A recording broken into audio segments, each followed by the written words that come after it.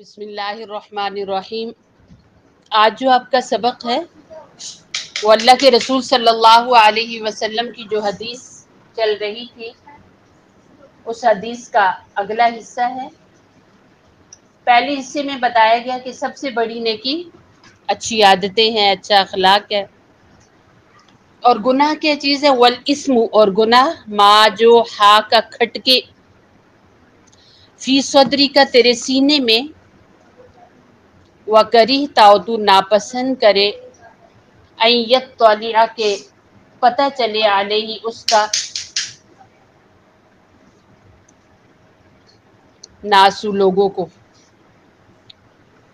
پہلے نیکی کے بارے میں اسی حدیث کے شروع میں بتایا گیا ہے کہ نیکی یہ ہے کہ اچھا اخلاق، اچھی عادتیں، اور گناہ یہ ہے آپ کوئی بھی کام کر رہے ہوں تو آپ کسی کے سامنے وہ نہ کر سکیں، اور آپ ہر وقت ڈرتے رہیں کہ ہائی کسی کو پتہ چل گیا تو کوئی کیا کہے گا، اسے گناہ کہتے ہیں۔ کتنا آسان ہے نیکی اور گناہ کو پہچاننا۔ کچھ بھی آپ لوگ کر رہے ہیں، آپ موبائل دیکھ رہے ہیں یا آپ کا موبائل اپنا ہے، یا آپ نے کوئی تصویریں بنائی ہوئی ہیں جو کہ ٹھیک نہیں ہے لیکن پھر بھی بنائی ہیں اگر، یا آپ کے پاس کوئی ڈائری ہے اس پہ کچھ آپ لکھتے ہو، یا آپ کی کوئی پرسنل چیزیں ہیں وہ آپ کسی کو دکھانا نہیں چاہتے ہیں اس خوف سے کہ لوگ کیا کہیں گے، یہی گناہ ہے۔ انسان سب کے سامنے ایک کتاب کی طرح ہونا چاہیے، کچھ چھپا ہوا کچھ بھی نہ ہو، وگرنہ یہ گناہ ہے۔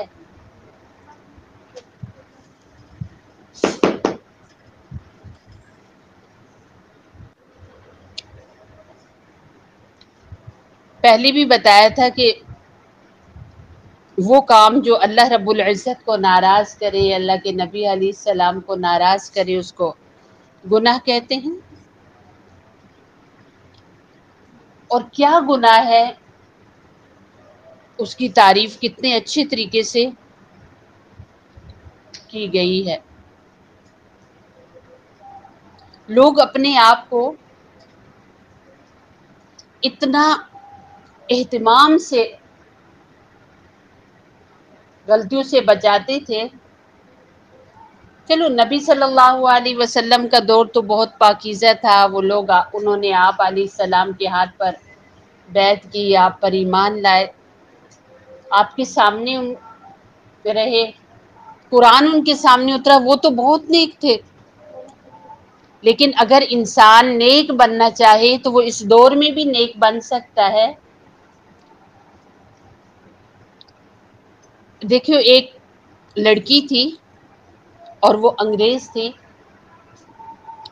اس کے بارے میں آتا ہے کہ وہ اس کا شوہر ڈھول اور ڈرم بجاتا تھا اور وہ لڑکی ننگی اسٹیج پہ ناچتی تھی، کسینوں میں جا کر، شراب خانوں میں جا کر۔ تو ایک بار اس شراب خانے میں کوئی اللہ والے چلے گئے، انہوں نے دیکھا کہ سارے ہی مسلمان، اللہ معاف کرے، نوجوان لڑکے وہاں شراب پی رہے ہیں۔ انہوں نے اللہ کی طرف انہیں دعوت دی تو وہ اپنے نشے میں تھے، کسی نے سنا نہیں، لیکن وہ جو لڑکی تھی وہ اپنی شوہر کے ساتھ پیچھے اوٹ میں ہوگی، ظاہر ننگی تھی، تو اس نے آواز دے کر کہا کہ جو آپ ان سے بات کر رہے ہیں جو نشے میں ہیں انہیں تو سمجھ نہیں آ رہی، پر آپ کی بات مجھے سمجھ آ رہی ہے، آپ مجھے سمجھائیے۔ پھر ان میں سے ایک اللہ والے تھے، شاید ایک گئے یا کچھ گئے تھے، انہوں نے اپنا امامہ اس کو دیا، اپنی پگڑی اس کو دی، وہ بڑا سا رومال یا چادر تھی کہ بیٹے یہ آپ جسم کے ساتھ لپیٹ لو۔ اس لڑکی نے وہ اپنا اس سے جسم ڈھانپ لیا، چھپا لیا، اور ان اللہ والوں نے اس لڑکی کو دعوت دی تو وہ مسلمان ہو گئی اور اس کا شوہر بھی مسلمان ہو گیا۔ وہ اللہ والے ایک بار اس بچی کا ذکر کرتے ہوئے کہہ رہے تھے کہ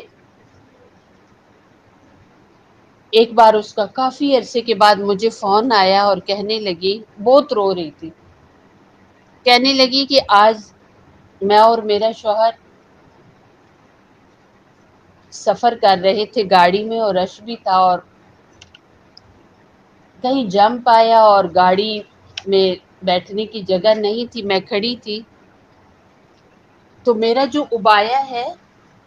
وہ جمپ لگنے کی وجہ سے مجھے دھکا سا لگا، جھٹکا سا لگا، تو ابایا میرا تھوڑا سا یوں اتر کے نا ایسے نیچے ہو گیا، یہ جگہ نظر آ رہی تھی اور وہ مسلسل رو رہی تھی اور روتے روتے پوچھ رہی تھی کہ کیا یہ جو بے پردگی ہوئی ہے کیا اللہ تعالیٰ مجھے آگ میں جلائیں گے اس کے بدلے؟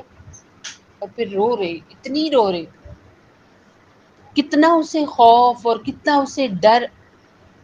کہ اتنی سی جگہ کھلی اور وہ لڑکی اتنا ڈر رہی ہے کہ کوئی ذریعہ مجھے کوئی طریقہ بتائیں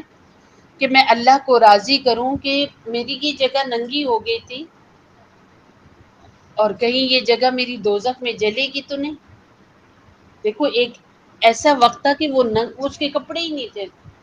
اور وہ دوسروں کا دل لبھانے کے لیے وہ رقص اور ناچ کرتی تھی اسٹیج پر۔ آج وہ اللہ والی بنی ہے، اللہ کا کلمہ اس نے پڑھا، اپنے حبیب علیہ السلام کی غلام بنی، مسلمان ہوئی، وہ مسلمان تھی نہیں، اور اس کے اندر کتنی عظمت آئی کہ ذرا سا ہاتھ کھلنے پر وہ پوچھ رہی ہے کہ کیا میرا ہاتھ آگ میں جلے گا؟ جب انسان نیک بنتا ہے نا تو وہ ایسا بن جاتا ہے۔ کتنے دنیا میں ایسے لوگ گزرے ہیں جو نہ جانے گناہوں کی کس دلدل میں تھے، اللہ رب العزت نے جب ان کو اپنا بنا لیا تو وہ ایسے گناہوں سے بچتے تھے، ایسے گناہوں سے بچتے تھے کہ تلاش کرنے سے بھی ان کے 24 گھنٹوں میں کوئی گناہ ملتا نہیں تھا۔ تو ہمیشہ یاد رکھو کہ غلطی کرتے وقت یہ آپ نہ سوچا کرو کہ یہ چھوٹی غلطی ہے یا بڑی غلطی ہے، بلکہ آپ لوگ یہ سوچا کریں کہ یہ غلطی ہم کر کس کی رہے ہیں؟ اللہ کی۔ اللہ جس نے بے شمار ہمیں نعمتیں دی ہیں کہ ہم گن بھی نہیں سکتے، اور اللہ جو ہر پل اور ہر وقت ہمیں دیکھ رہا ہے، کسی وقت بھی ہم اس سے چھپ نہیں سکتے۔ پیچھے وہ ایک واقعہ آپ لوگوں نے سنا تھا نا، جو احادیث کے واقعات تھے، کہ ایک لڑکا تھا، اس سے اس کے استاد بہت پیار کرتے تھے، تو سبھی لڑکوں کو اس پر اعتراض تھا اور استاد پر بھی کہ استاد اس کے ساتھ ہی سب اتنا محبت کیوں کرتے ہیں، اس کا اتنا خیال کیوں رکھتے ہیں؟ تو استاد نے بچوں کو سمجھانے کے لیے سب کو ہاتھ میں کوئی